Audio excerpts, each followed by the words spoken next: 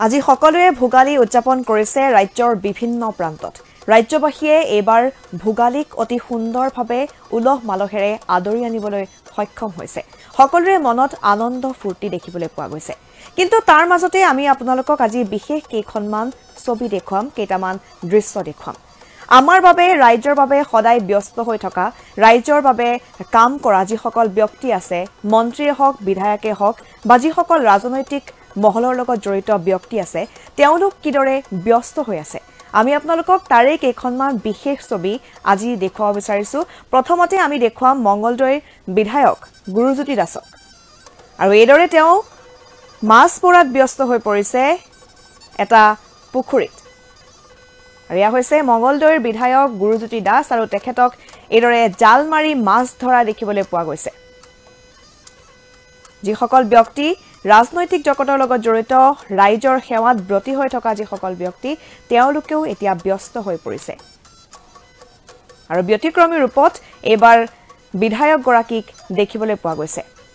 পুখুৰীত জাল মাৰিছে আৰু মাছ ধৰিছে পৰিয়ালৰ সদস্যসকলৰ লগত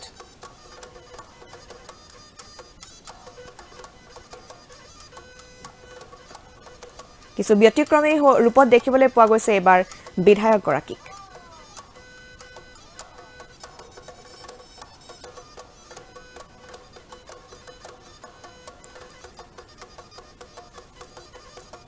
আৰু এবাৰ আমি গুৰুজ্যোতি দাসৰ পাছত আমি দেখুৱাম অতুল বৰাক আৰু এয়া অতুল বৰাক দেখিবলৈ পোৱা গৈছে কাজিৰঙাত কালিৰ দিনটোত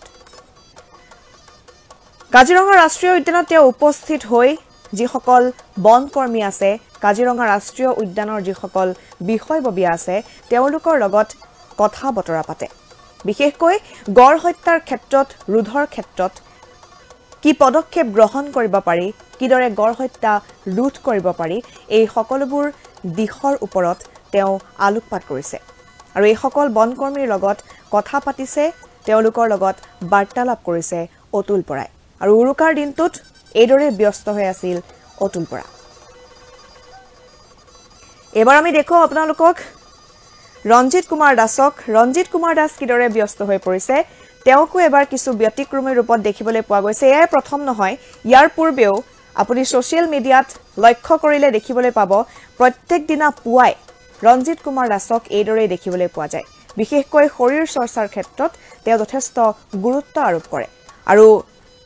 বিহুৰ দিনটোতো তেওঁক এইদৰে দেখিবলৈ পোৱা গ'ল উৰুকাৰ দিনটোতো তেওঁ এইদৰে ব্যস্ত হৈ থকা দেখিবলৈ পোৱা গ'ল শৰীৰ চৰ্চা কৰিছে ৰঞ্জিত কুমাৰ দাসে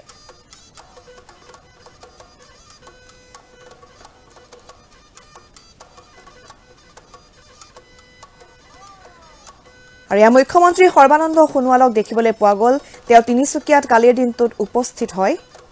আৰু তিনিচুকীয়াৰ জ্যোতিনগৰ স্থিত গোশালাত উপস্থিত হৈ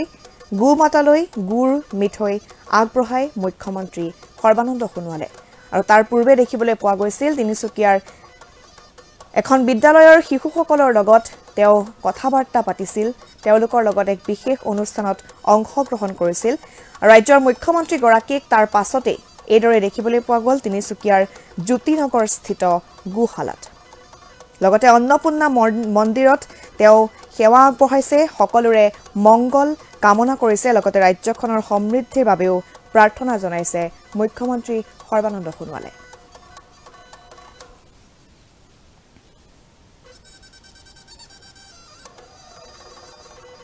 আৰু এইদৰে সদায় ব্যস্ত হৈ থকা ৰাজ্যৰ ৰাজনীতিক সকলো এতিয়া ভোগালী বিহুত তেওঁলোকক কিছু ব্যতিক্ৰমী ৰূপত দেখিবলৈ পোৱা গৈছে তেওঁলোকৰ সময় নাই তেওঁলোকে কেৱল ৰাইজৰ বাবে কাম কৰে আৰু প্ৰত্যেক বিহুতে তেওঁলোকে উদযাপন কৰিবলৈ হয়তো নাপায় নিজৰ পৰিয়ালৰ লগত আৰু সেইবাবেই আজি আমি কেইখনমান বিশেষ ছবি দেখুৱালো যে বিহুৰ দিনটোতো তেওঁলোক পৰিয়ালৰ পৰা আঁতৰত থাকি কিদৰে তেওঁলোকে বিহু উদযাপন কৰিব লাগে আমি দেখুৱালো আপোনালোকক কিদৰে সকলোৱে আয়োজন কৰিছে ৰাজনৈতিক জগতৰ ৰাজনৈতিক মহলৰ লোকসকলে লগতে বদৰুদ্দিন আজমলেও সমগ্ৰ অসমবাসীক বিহুৰ শুভেচ্ছা জ্ঞাপন কৰিছে কেৱল শুভেচ্ছা জ্ঞাপন কৰাই নহয় তেওঁ আশা কৰিছে সকলোবোৰ অপায় অমংগল আমাৰ মাজৰ পৰা আঁতৰ হওক সকলোৰে সমৃদ্ধি হওক সুখ হওক তাৰে কামনা কৰিছে বদৰুদ্দিন আজমলেও